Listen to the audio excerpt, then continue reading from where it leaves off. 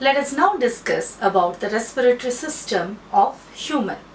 So I have already drawn the different parts of the respiratory system. Now let us understand what are the different organs which are included in this organ system.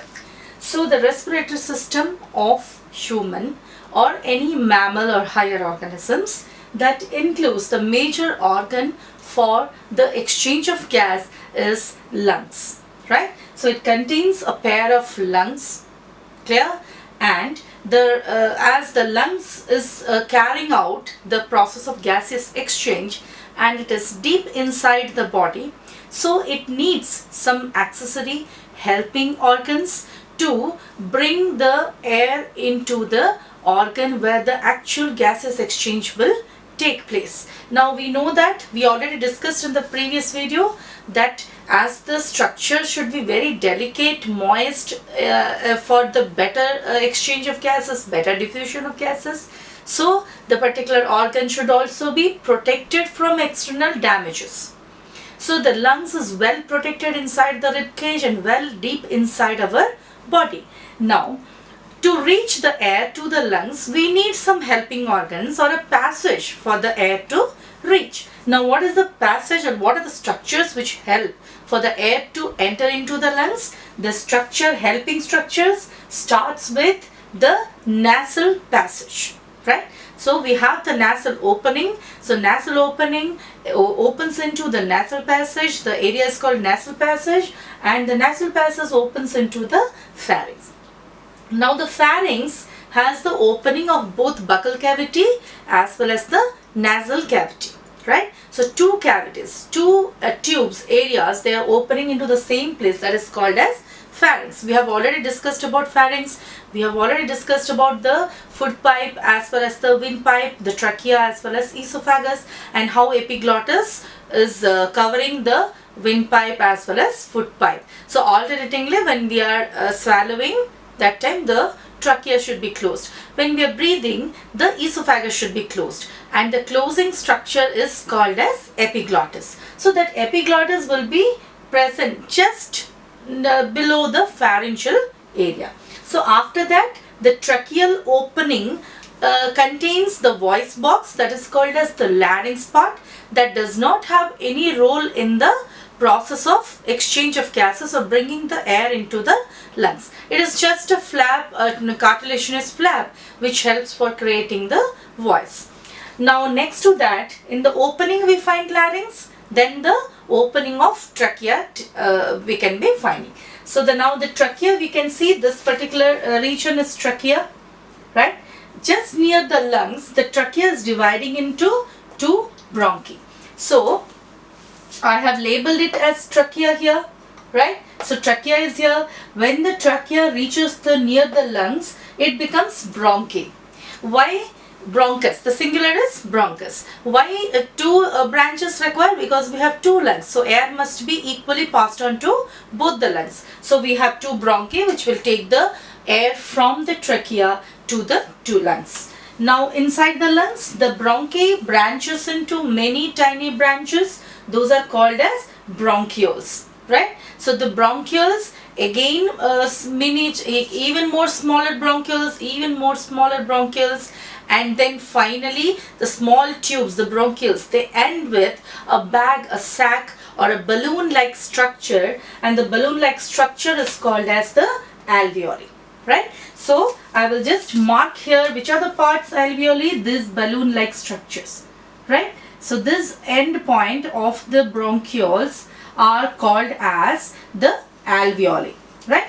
Now the alveoli is the exact location of gaseous exchange, the thin delicate membrane like structure where actually the gaseous exchange will take place, right? And apart from that, this particular structure is called as the diaphragm. So the rib cage is protecting from both the sides. From the below, the thoracic chamber, this particular upper part of our body, is separated from the abdomen where our stomach, intestine, all those things are there. So that chamber is separated from our upper chamber. So that demarcation is done by the diaphragm. So it is a membranous flap. Clear? It is fixed on both the sides with muscles, right? So when we take in the air, the diaphragm movement only helps for the air to go inside and air to come outside in the form of inspiration and expiration. Inhalation and exhalation. Inhalation means when we breathe in, exhalation means when we breathe out, right? So what happens here? Apart from this, we have this rings of cartilage. Rings of cartilage are found in the trachea as well as in the bronchi. Now these are cartilaginous rings present in the tracheal tube. Now what is the role of this rings of cartilage? The rings of cartilage, they avoid the collapsing of tracheal tube when air is not present in the trachea. Suppose the trachea is devoid of air, air is not present in the trachea, then what will happen? If it is a muscular structure, the tube will collapse like this. Instead of the opening, it will close, like the stomata closes, right? Like the stomata closes, shrinks and closes. Maybe the tracheal tube also shrink and close. But as this the cartilaginous rings are there, so even though air is not there, still the trachea holds its own structure, like the position. The trachea does not collapse because lack of air. So what will happen? Suppose it collapses, the person may die of suffocation. So many a times this is asked in question, what is the role of rings of cartilage? Rings of cartilage, they help the tracheal tube to be in its shape, not to lose its shape. Clear? And why it is required? Because if it loses the shape, it will collapse and it will block our windpipe. And then if it is blocked, the person may die of suffocation. Clear? Okay. Now let us one more thing, let us discuss how this inhalation and exhalation happens. Inhalation takes place when the air is going inside, right? So how the air will go inside? Why air will go inside? The first question. How is second question? Why the air will go inside? So when the air has to go inside, this particular membrane has to move down, right? So when we are breathing in, what exactly happens? Suppose this is the rib cage. These are the ribs which is present from both sides, and this is the diaphragm below, right? So when we are breathing in, because of the movement, the force we are exerting, during that time what happens? The diaphragm starts moving down. Okay, so diaphragm starts moving down because the ribs will start moving outward and upward. Okay, the ribs will start moving outward and upward. So when you breathe in, the ribs move outward as well as upward, and the diaphragm goes downward. So what happens? The chamber, the volume of the chamber increases. When the volume of the chamber increases, the pressure will decrease, right? So it is vice versa, it is inversely proportional. When the volume of the chamber increases, the inside pressure will definitely, air pressure will decrease. So air will start moving from its high pressure to the low pressure area. Clear? So outside air is high pressure. Now inside the thoracic chamber, it is low pressure. So air will rush into that. So that process we call as inhalation process. Similarly, the opposite happens when the diaphragm moves back to its original position and the ribs come back to their original position. So the chamber volume decreases. So the pressure increases. So air will move out from inside the body.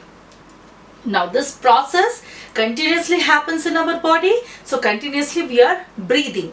The process is called breathing. Breathing involves two mechanical process. What is that? One is the inhalation process. The other is the exhalation process. So the alveoli is specifically designed for the exchange of gases. So now let us see how the alveoli helps for exchange of gases.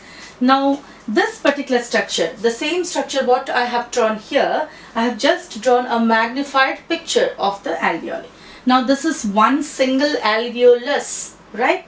And this is the tube, the bronchioles which bring the air from outside. So what kind of air is coming? The oxygen rich air is coming inside the alveoli. And where it is going? It is going into this structure. The balloon like structure is now filled with the oxygen rich air, right? Now we know that the exchange of gases to be taken place means it should be properly supplied